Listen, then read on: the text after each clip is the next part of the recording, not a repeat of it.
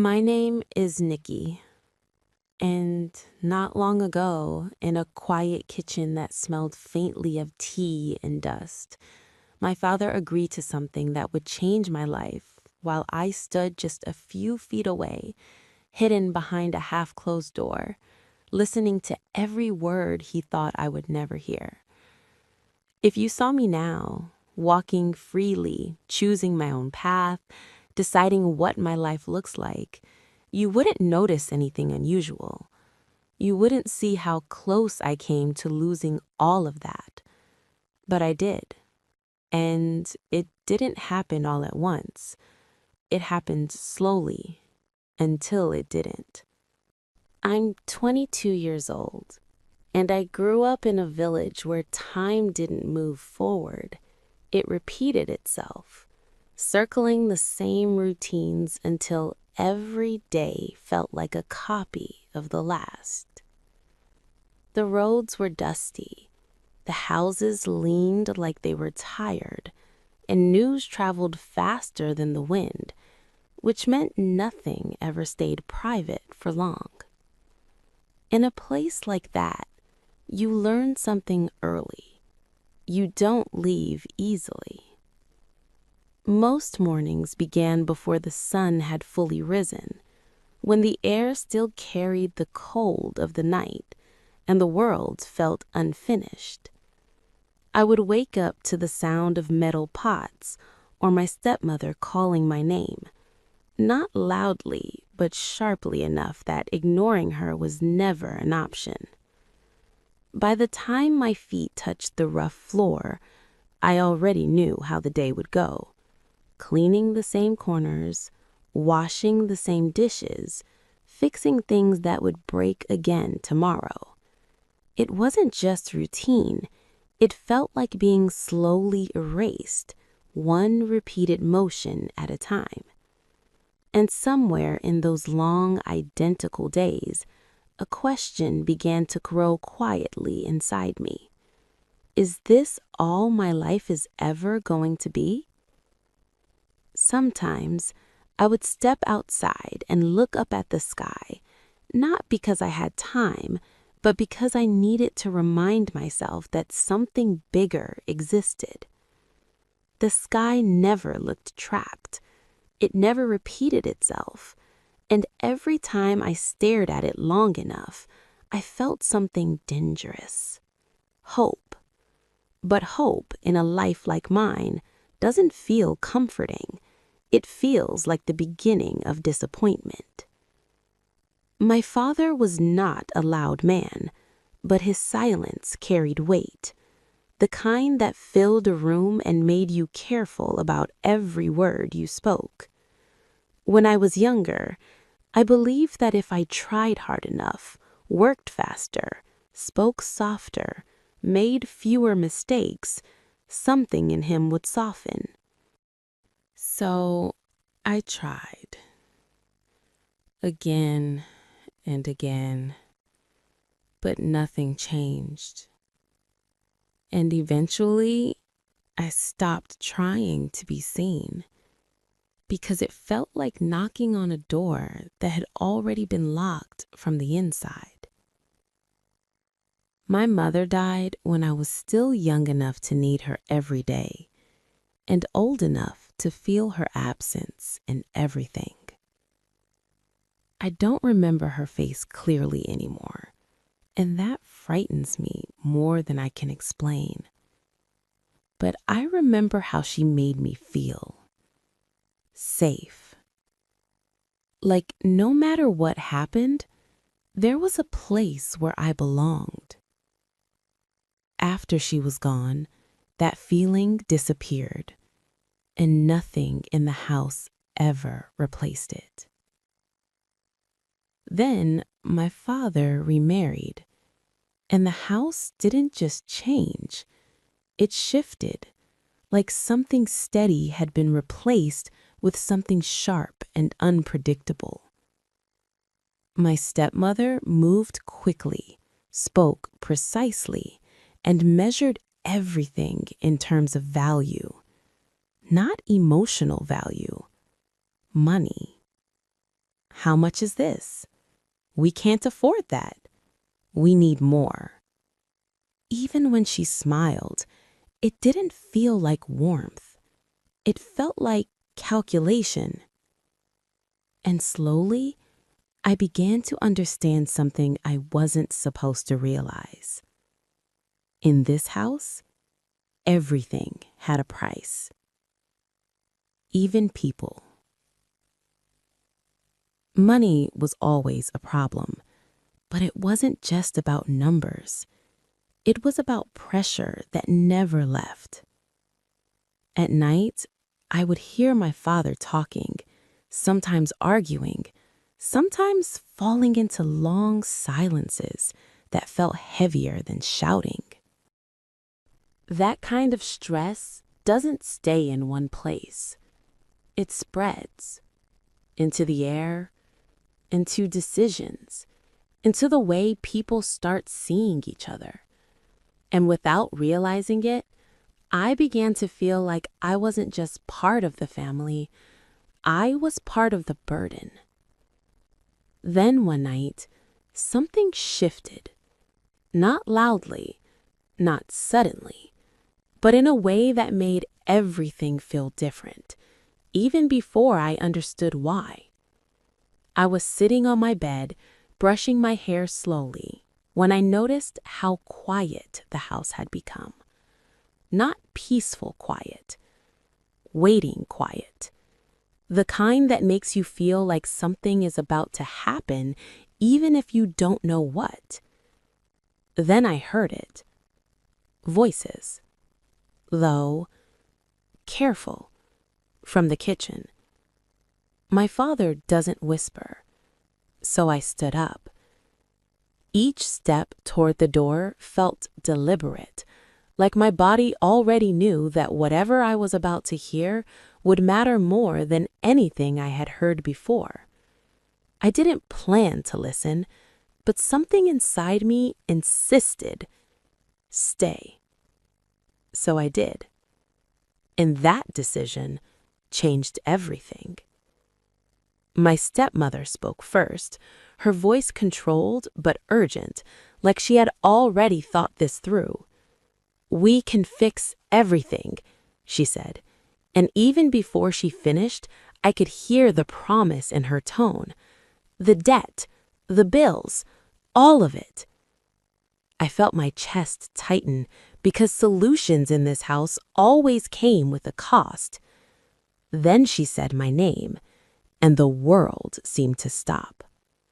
She can marry him. The words didn't feel real at first. They felt like they belonged to someone else. He's rich, very rich. One agreement, and we're free from all of this. I stopped breathing. Not completely, but enough that everything inside me went still. Because in that moment, I wasn't waiting to understand her. I was waiting for my father. I needed him to say no. I needed him to remind her and me that I was his daughter.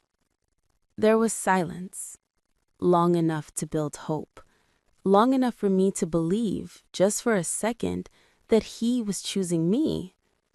Then he said it. Yes. No hesitation, no struggle, just agreement.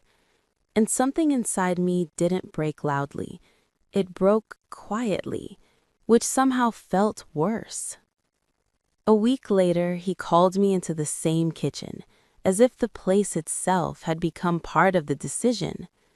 "Nikki," he said calmly, like this was just another conversation. "You're going to marry a man named Stephen. He lives in the city. He's wealthy." The words felt distant, like I was hearing them from somewhere far away, even though I was standing right in front of him. I dropped to my knees before I could stop myself. "Please," I said, my voice shaking despite everything I tried to control. "I don't want to marry someone I don't know." He didn't move, didn't soften, didn't even fully look at me. "This will help our family," he said, as if that explained everything. And in that moment, I understood something I had been avoiding. This decision had already been made, without me. Behind him, my stepmother stood quietly with a small, controlled smile that made everything clearer. This wasn't sudden. This was planned. A few days later, Stephen arrived, and even before I saw him, I knew something about him didn't belong in my world. I heard the wails first. Smooth, steady, unfamiliar. Then the carriage appeared, clean and precise against the uneven roads of the village. And when he stepped out, everything about him felt controlled, intentional. He was handsome. That was obvious. But it didn't matter, because in my mind, he wasn't a person. He was part of the agreement. I kept my eyes down, not out of respect, but because I didn't want him to see what I was feeling: fear, anger, resistance. Then he spoke. "Hi, Nikki. I hope someday you won't hate me." That made me look up, just for a second, because that wasn't what I expected. His eyes weren't distant or proud. They looked careful, and that unsettled me more than anything else. The wedding came quickly, without celebration, as if speed itself was part of the arrangement. No music, no laughter, just completion. I saw my father take the money, and the way he held it, tight, certain, told me something I would never forget. He held that money with more certainty than he had ever held me. That was the moment I stopped seeing this as family. This was a transaction, and I was the cost. But what I didn't know yet, what I couldn't have predicted, was that the life waiting for me on the other side of that deal was not the one I thought I was walking into. Stephen's house was large, quiet, and carefully ordered, like every object had been placed with intention. And somehow, that made me feel even more out of place, like I had entered a life that had no space prepared for me. The first few days passed without conflict, but that didn't make them easy. If anything, the absence of tension made me uneasy, because I kept waiting for something to go wrong, for him to prove me right. But he didn't. He stayed distant, respectful, careful in a way that felt almost unnatural. I began noticing small things: the way he knocked before entering, the way he never closed doors fully, the way he asked instead of told.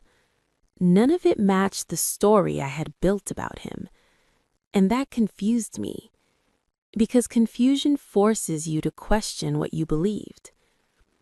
Then, one evening, something small happened that didn't feel small at all. "You don't have to stay inside," he said gently. "I can show you the garden." I almost said no, because saying yes felt like giving something away. But eventually, I followed him. The garden stretched farther than I expected, with winding paths that made it impossible to see everything at once. At first, I stayed close to him, not out of trust, but because I didn't want to get lost. "This place confuses people the first time," he said, and somehow it felt like he wasn't just talking about the garden. A few days later, I went back alone, and that's when everything changed. At first, the paths felt familiar, but then the light began to fade. the shadows shifted, and suddenly everything looked the same. I stopped, looked around. Nothing felt familiar. That's when the fear hit. Fast, sharp. My breathing got heavy. My chest felt tight. My hands started to shake. I was alone, completely alone. Then, Nicky, his voice, loud, clear, close. I turned and there he was, running, actually running. A lantern in his hand, its light shaking as he moved. His face wasn't calm this time. He looked worried, really worried. When he reached me, he didn't stop to ask questions. He just took off his coat and wrapped it around my shoulders. Warm, heavy, real. "Are you okay?" he asked. I couldn't answer. My voice wouldn't come out. But as he walked me back, slowly, carefully, his hand steady on my arm, I felt something I hadn't felt in a long time. Safety. Not forced, not fake, real. And that scared me, because part of me liked it. After that night, things started to change. Slowly, very slowly. We began having lunch together. At first, I barely spoke. I kept my answers short, my eyes down. But he didn't push. He talked about small things, simple things, stories from his day, people he met, little mistakes he made. Sometimes I laughed, without planning to, without wanting to. It just happened. And every time it did, I felt something shift inside of me. Then came the art room. Paints, brushes, empty canvases. "Want to try?" he asked. I didn't say yes, but I didn't say no. I just walked in, picked up a brush, and started. And for the first time in a long time, my mind felt quiet.